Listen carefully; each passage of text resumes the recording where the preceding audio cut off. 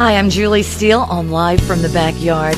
I'm with recording artist Michelle Holder, and today we're going to talk about Michelle's debut CD.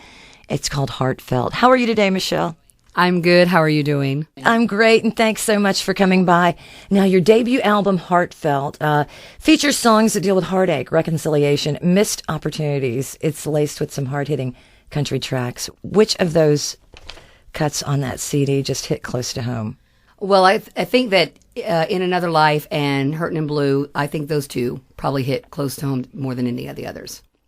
Can you tell me why?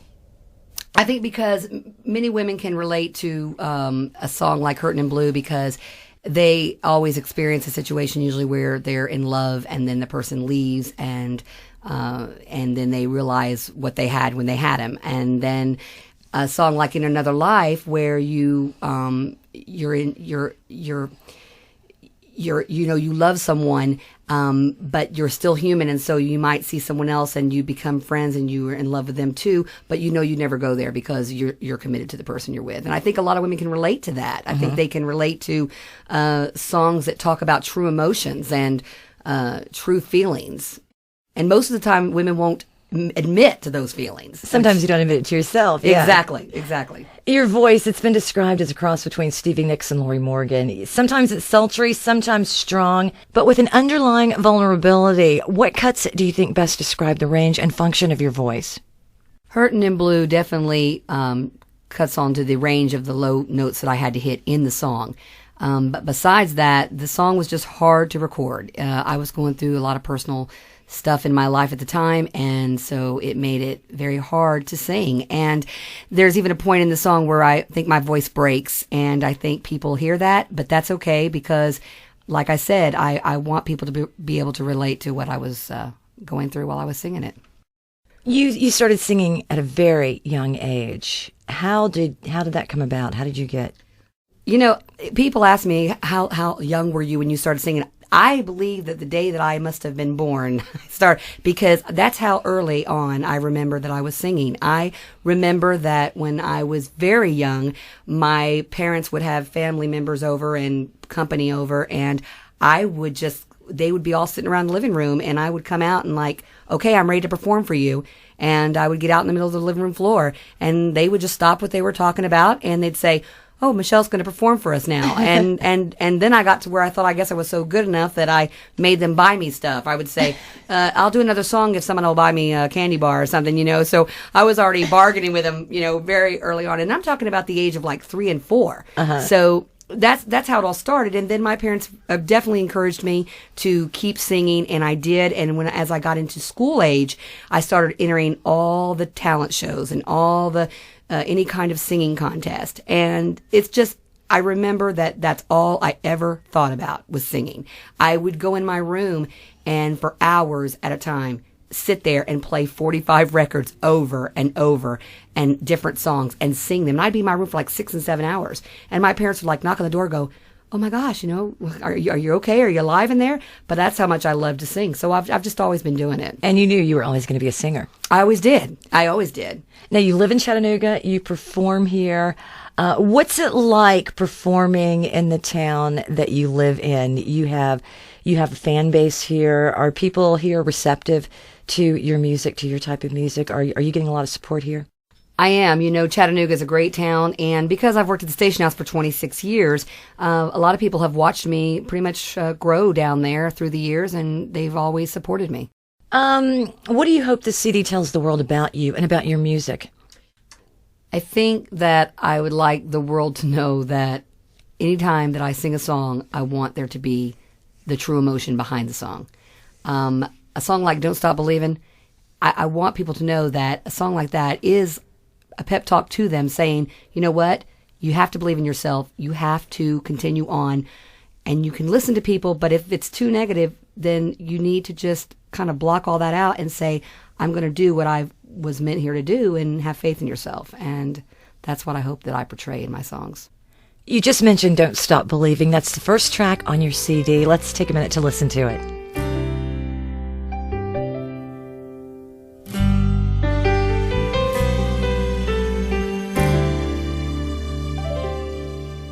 She turns to him when she needs inner strength.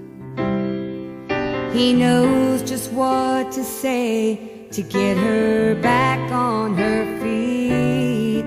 He's her beacon in the night, the reason she still fights.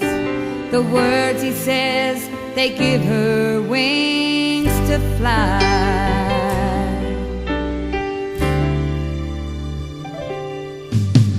He loves her despite her insecurities. She never feels alone when he's by her side. He supports her and he loves her, and he would never judge her. He holds her close and tells her one more time, don't stop believing in yourself. Keep the faith, don't hesitate. Hold on to your pride, don't try to hide from the pain.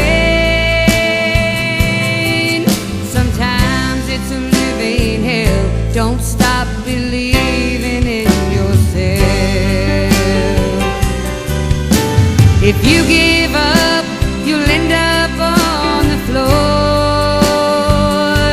If you give in to what they say, they'll win for sure. Believe in my love, it will carry you through. Please listen when I say this once again to you. Don't stop believing in yourself.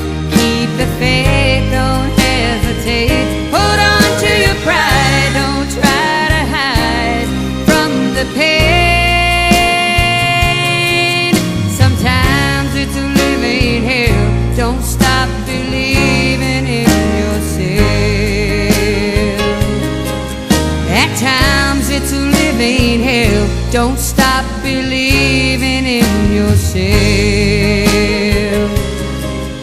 At times it's a living hell. Don't stop believing in yourself.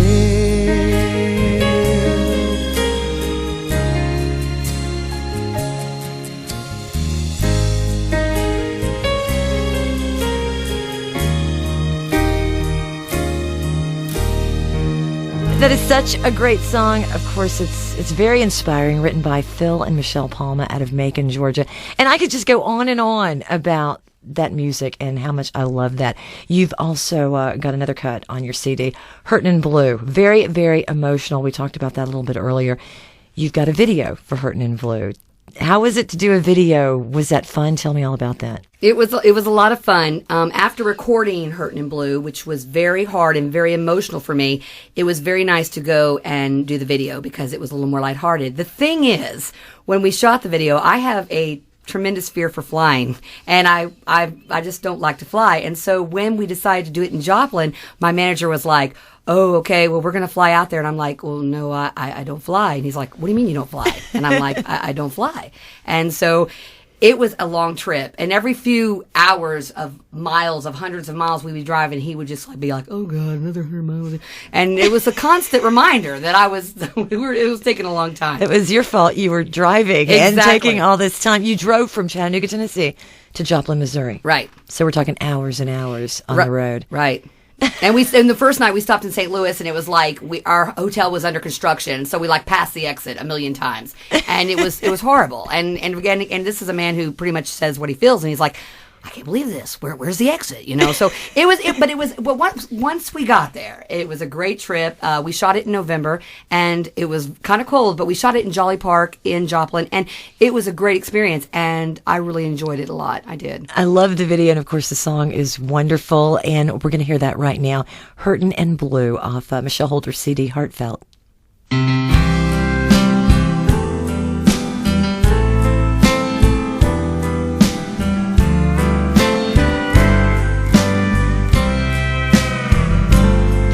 There's nothing in this world half as lonely as sleeping in a half-empty bed.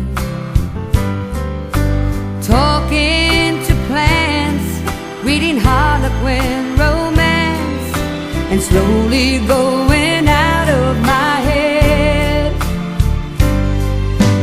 waking to a radio weatherman.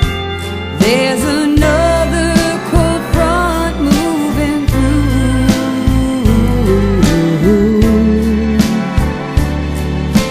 hurting and blue. This bed was made for two. I love this arrangement. Yeah, Tony Cooper did a great job arranging the orchestra part.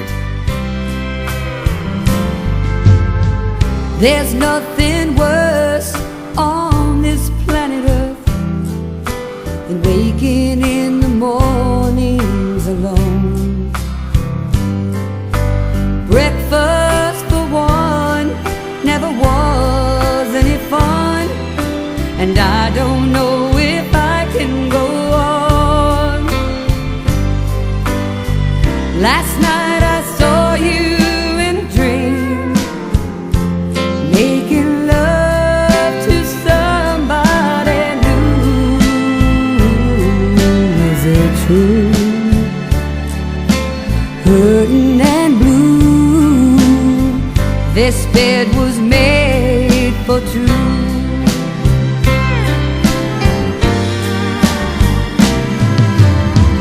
How many times would the morning sunshine find me with my arms around your pillow,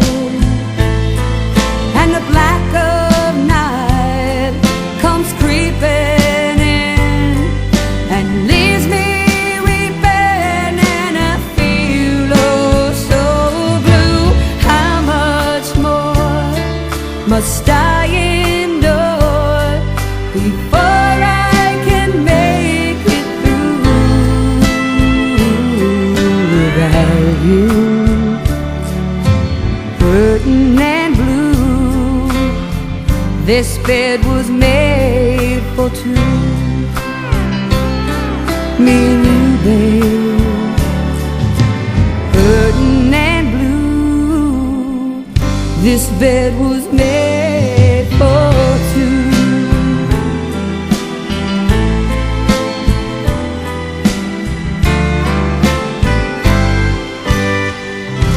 Hurtin' in Blue, I love that song. Love the video. It's really awesome. Now, that song touched someone's life in a very special way. You got a letter from a fan. Tell us about that. Yeah, this was really cool. This lady wrote me and had told me that she had been married to this gentleman for like about 16 years, and then they divorced, and they had been divorced for a while. And then she heard the song and decided that she wanted her ex-husband to hear it. So she took the song to him and he heard it. And now they have remarried. She said it was all because of that song. And that's really cool for me because that's what it's all about. It's amazing to be able to touch someone's life like that. You're writing music now. How did that come about, and what are you doing with it? I'm starting just now to kind of dabble in writing, and I want to continue to do the kind of songs that I feel are the kind of things that people are constantly thinking about, issues that they're dealing with, love issues, humanitarian issues. So I'm starting to kind of just see where that human emotion is and try to lay it down on paper and then sing about it. Well, now we get to hear how you took that human emotion, put it on paper, and this is called Salted Destiny. You're going to do it live in the studio, accompanied by Jack Gray. Here is Michelle Holder, her latest called Salted Destiny. Okay, Jack, you ready to do it?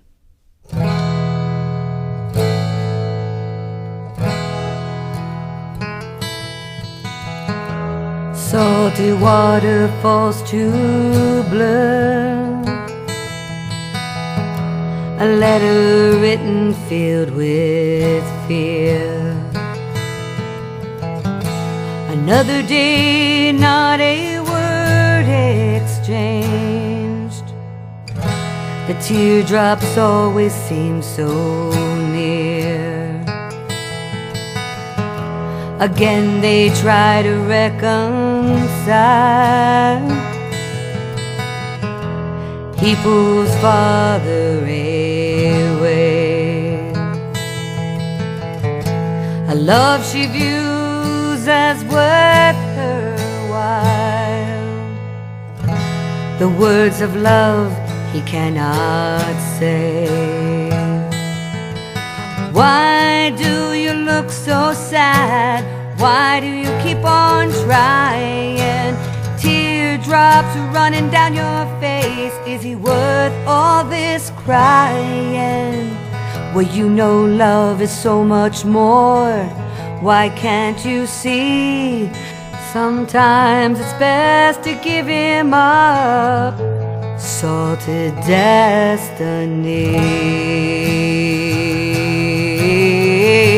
salted destiny.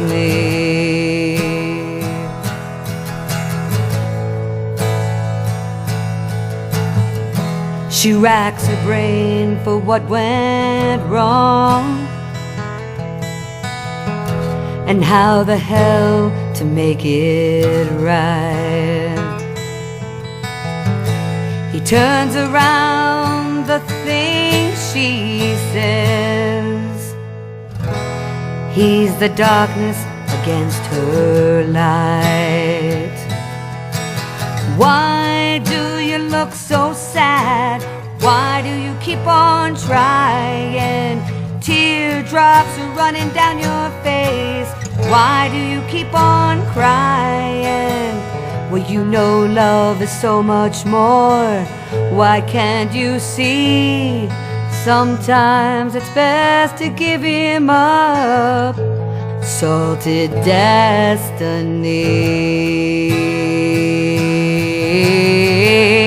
salted destiny.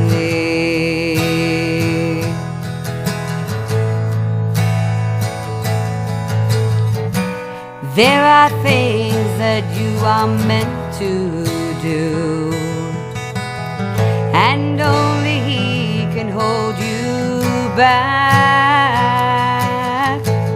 Somehow you've lost yourself along the way. So get yourself on track. Your friends tell you to let him go,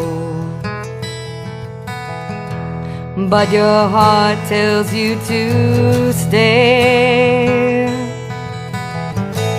Bitter memories cloud your eyes. Sweet dreams just seem to slip away. Why do you look so sad? Why do you keep on trying? Teardrops are running down your face. Why do you keep on crying? Well, you know love is so much more than teardrops at your feet. Sometimes it's best to give him up. Salted destiny. Why do you look so sad? Why do you keep on trying? Teardrops are running down your face. Why do you keep on crying? Well, you know love is so much more than teardrops at your feet. Sometimes it's best to give him up. Salted destiny, salted destiny, salted destiny,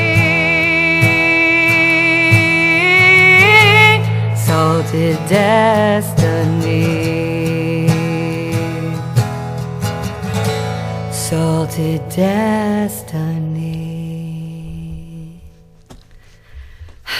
I think we can all relate to that one in some form or fashion. Salted Destiny, Michelle Holder, and of course, you wrote that. You had a little help writing that. I did. Actually, there was three of us. It was me and a young lady named Erica DeRosia and then Jack Gray. We all kind of compiled our thoughts and wrote it together. Tell me what you were thinking when you wrote that. Well, you know, there are the relationships out there where you are in a relationship with someone who you love them so much and you know they love you, but they have fears, and their fears cause things to be held back where things don't go forward, and that causes you to be sad. And so you know you're never going to leave them, but every other day they make you cry about something to do with either a fear of theirs or a hang up, whatever it may be. And so you're destined to assaulted destiny. You're destined for lots of tears, but you can't get out of it. You won't get out of it. So that's how I was inspired. Another track off the same CD, Heartfelt. It's called In Another Life. Now, this one was written by Tom Hayes and Mimi Lang Johnson. Tell me a little bit about this song. Well, this song is actually probably the most popular song on the album from the feedback that I've gotten. And this song is basically about a relationship where, again, the person is in a relationship already with someone that they love. But along the way, they have met someone who they have also fallen in love with. They won't be with that person, though, because they're already committed in another relationship. So she says in another life, if she was in another life, she would be with that person, but she's not. My favorite line in this song is, "Let's burn this bridge before we cross it." What do you think when you sing that? Well, again, this song about this relationship with this woman is that she always finds herself in a situation where every time her and the other person are together, it could go further. It could. But you stop yourself. You don't let it, because you don't want the chaoticness that would become of it afterwards and the repercussions of it. So you stop yourself. You don't cross that bridge. But it's constantly there, where you could find yourself in a situation, an intimate situation. So you just don't go there. And here's Michelle Holder with In Another Life off the Heartfelt CD.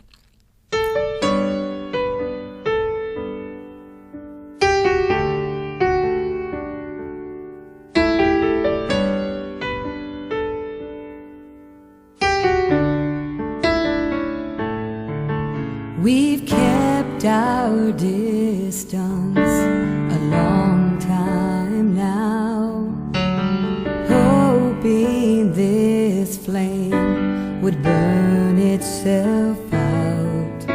But here we are, holding hands, sparks in the air, a bottle of wine and a key to a room upstairs. In another life, we could call this love, and stolen moments wouldn't have to be enough. In another life, we could just give in and not hold back and say we're just good friends. You and I wouldn't live a life in another life, somewhere in another life.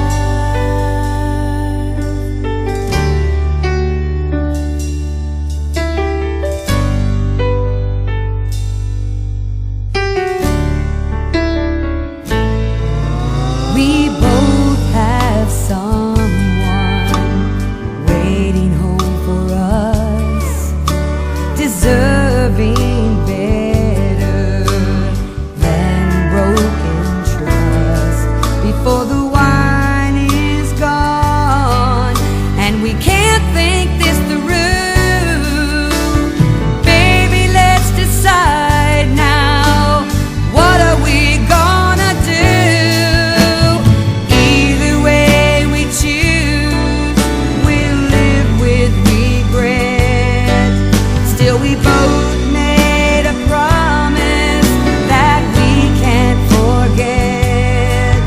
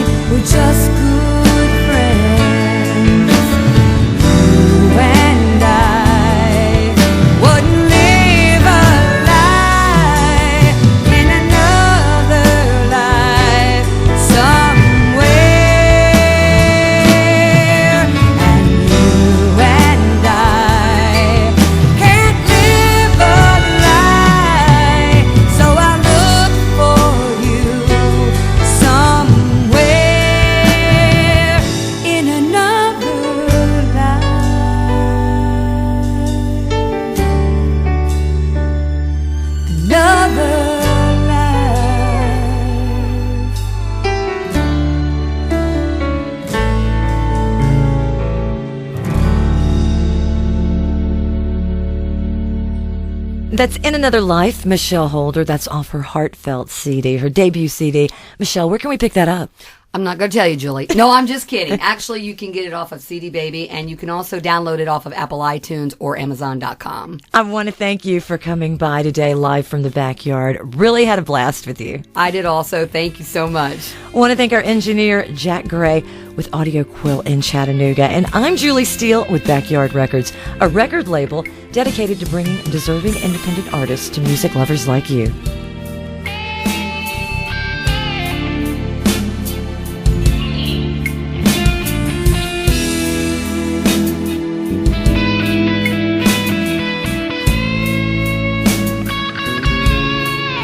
The content of this broadcast is the sole property of Backyard Records. Any rebroadcast, reproduction, or retransmittal without the expressed written consent of Backyard Records is prohibited.